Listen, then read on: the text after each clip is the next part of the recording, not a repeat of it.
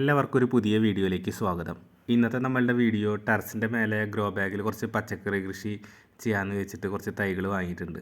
അപ്പോൾ ഗ്രോ ബാഗിൽ മണ്ണ് മിക്സ് ചെയ്യുന്നതിനെ പറ്റിയിട്ടും ചെടി നടുന്നതിനൊക്കെ പറ്റിയിട്ടാണ് ഇന്നത്തെ നമ്മളുടെ വീഡിയോ. അപ്പോൾ ഇത് ഞാൻ ടെറസിൻ്റെ മേലെ മുമ്പ് കുറച്ച് പച്ചക്കറിയുടെ കൃഷി ഉണ്ടായിരുന്നു. അപ്പോൾ അന്നുണ്ടായിരുന്ന ഗ്രോ ബാഗുകളൊക്കെ ദ്രവിച്ച് തുടങ്ങിയിട്ടുണ്ടായിരുന്നു. അപ്പോൾ ഞാൻ ആ കവറുകളിൽ നിന്നുള്ള മണ്ണൊക്കെ മാറ്റി ഇപ്പോൾ അത് കുറച്ച് ദിവസം വെയിൽ കൊള്ളിച്ചു. എന്നിട്ട് പിന്നെ ഞാനതിൽ കുറച്ച് കുമ്മായമൊക്കെ ഇട്ട് മിക്സ് ചെയ്തു. പിന്നെ അതിലിപ്പോൾ വീണ്ടും കുറച്ച് ചാണകപ്പൊടി മിക്സ് ചെയ്തിട്ടാണ് ഇപ്പോൾ ഞാൻ പുതിയ ഗ്രോ ബാഗിലേക്ക് നടുന്നത്. അപ്പോൾ നമ്മളെപ്പോഴും ഗ്രോ ബാഗിലേക്ക് മണ്ണ് മിക്സ് ചെയ്യുന്നതിന് മുമ്പ്, അതായത് മണ്ണ് നിറയ്ക്കുന്നതിന് മുമ്പ് കുറച്ച് ചപ്പിലകൾ ഇങ്ങനെ ഇട്ട് കൊടുക്കണം. കണ്ടോ, നന്നായി ചപ്പിലകൾ നമ്മൾ ഇട്ട് കൊടുത്തതിന് ശേഷം അതിൻ്റെ മുകളിൽ പിന്നത്തെ ലെയറായിട്ട് മണ്ണ് നമ്മൾ നടണം. അങ്ങനെ നടുമ്പോൾ എന്ന് വെച്ചിട്ടുണ്ടെങ്കിൽ അതൊരു അടിവളമായിട്ട് ഗ്രോ ബാഗിൻ്റെ താഴത്ത് ഉണ്ടാവും. അപ്പോൾ നമ്മളുടെ പച്ചക്കറികൾക്കൊക്കെ നല്ല വളർച്ച കിട്ടും. അപ്പോൾ ഞാൻ നേരത്തെ പറഞ്ഞതുപോലെ ഈ മണ്ണിൽ ഞാൻ ഓൾറെഡി മുമ്പ് കൃഷി ചെയ്യാൻ വേണ്ടിയിട്ട് നമ്മളതിൽ ചകിരിച്ചോറ് മിക്സ് ചെയ്തിട്ടുണ്ടായിരുന്നു. ഇപ്പം നമ്മളതിലേക്ക് പുതുതായിട്ട് കുറച്ച് ചാണകപ്പൊടിയും കൂടി മിക്സ് ചെയ്തിട്ടാണ് ഇപ്പോൾ നമ്മളിത് നിറച്ചുകൊണ്ടിരിക്കുന്നത്.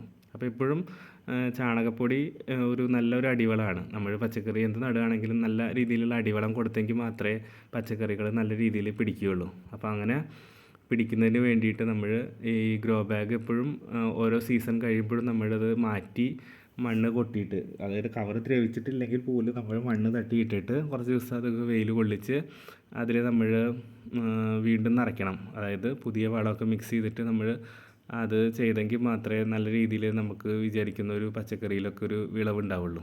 അപ്പോൾ ഞാനിത് മുമ്പ് ഇതിൽ ചീരയായിരുന്നു നട്ടിട്ടുണ്ടായിരുന്നത്. അപ്പോൾ ഞാൻ ആ ചീരയൊക്കെ മാറി കഴിഞ്ഞതിന് ശേഷമാണ് ഇപ്പോൾ ഞാൻ കുറച്ച് പച്ചമുളകും വെണ്ടക്കായുടെ ഒക്കെ തൈകൾ നടാമെന്നാണ് വിചാരിക്കുന്നത്. ഇപ്പോൾ അധികമില്ല, ഒരു 10-12 വരുന്ന കവറുകൾ മാത്രമേ ഞാൻ മുകളിൽ ഇപ്പോൾ നട്ടിട്ടുള്ളൂ.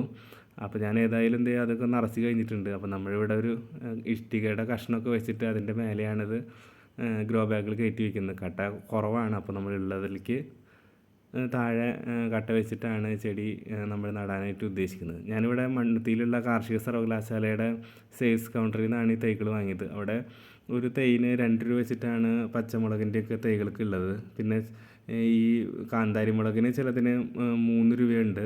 അതുപോലെ വെണ്ടയ്ക്കൊക്കെ 2 രൂപ തന്നെയാണ് ഉള്ളത്.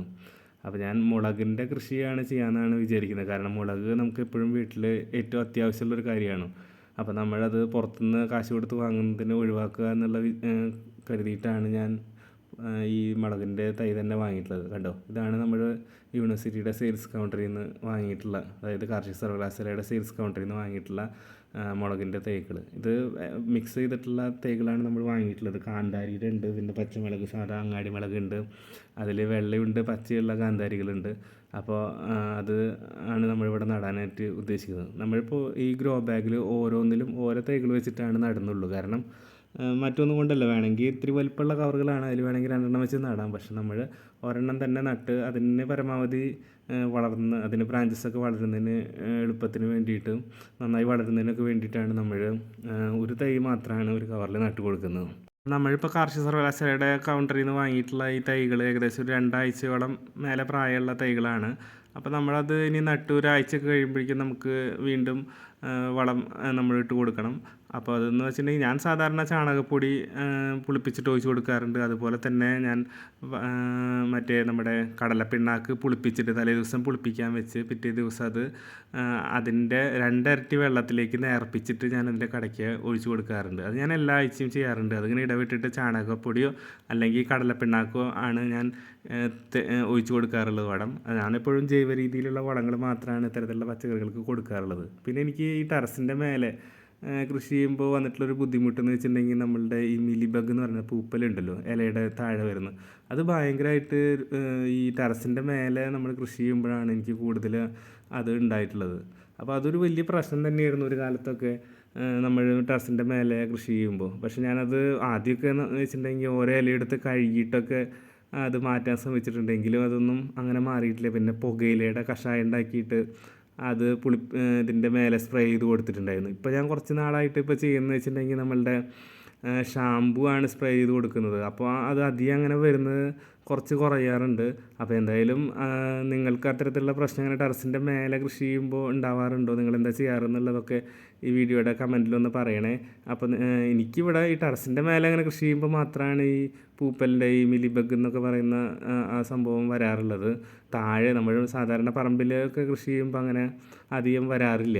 സാധാരണ ഈ കാർഷിക സർവകലാശാലയുടെ സെയിൽസ് കൗണ്ടറിൽ നിന്ന് തന്നെ ഇങ്ങനത്തെ തൈകളാണ് വാങ്ങാറുള്ളത് കൂടുതൽ വയ്ക്കാൻ വേണ്ടിയിട്ട്. നമ്മൾ വിത്തൊക്കെ വാങ്ങിയിട്ട് മുളപ്പിക്കുക എന്ന് പറഞ്ഞാൽ ബുദ്ധിമുട്ടുള്ള കാര്യം തന്നെയാണ്. എങ്കിലും അതുകൂടി അങ്ങനെ മുളപ്പിച്ചെടുക്കുന്നതാണ് കുറച്ചും കൂടി നല്ലത്. പക്ഷെ നമ്മൾ കുറച്ച് നമ്മുടെ ഒരു സൗകര്യത്തിനും കൂടി വേണ്ടിയിട്ട് ഞാൻ ഇവിടെ നമുക്ക് തൊട്ടടുത്ത് തന്നെ അത് അവൈലബിൾ ആയിട്ടുള്ളത് കൊണ്ടാണ് കാർഷിക സർവകലാശാലയുടെ സെയിൽസ് കൗണ്ടറിൽ നിന്ന് ഇങ്ങനെ വാങ്ങിച്ച് നടാറുള്ളത്. നമ്മൾ പുറത്ത് പ്രൈവറ്റൊക്കെ ആയിട്ട് നഴ്സറിയിൽ നിന്നൊക്കെ വാങ്ങുമ്പോൾ ഒരു തൈന് 5 രൂപ 7 രൂപയൊക്കെ വാങ്ങുന്ന നഴ്സറികളുണ്ട്.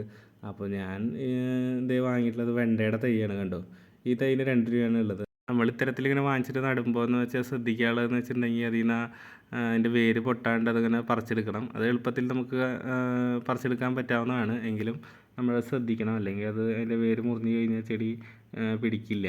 അതുപോലെ തന്നെ നമ്മളിപ്പോൾ അത് തൈകൾ ഏകദേശം നട്ട് കഴിഞ്ഞിട്ടുണ്ട്. അപ്പോൾ നമ്മൾ നട്ടതിന് ശേഷം നല്ല രീതിയിൽ ജലസേചനം കൊടുക്കണം. കാരണം ഞാൻ ഈ കവർ നിറച്ച് വെച്ചിട്ട് കുറച്ച് നാളായിട്ടുണ്ടായിരുന്നു. അതുകൊണ്ട് അതിൽ നനവൊന്നും ഉണ്ടായിരുന്നില്ല. നല്ല ചൂട് കാലമാണല്ലോ. അപ്പോൾ നമ്മൾ ഈ ചെടി വെച്ചിട്ട് അതിനൊരു ഒന്ന് വേര് പിടിക്കുന്നത് വരെ നമ്മൾ 2 നേരം, അതായത് എപ്പോഴും നനവുണ്ടാവണം. അപ്പോൾ 2 നേരം നമ്മൾ എന്തായാലും നനച്ച് കൊടുക്കണം.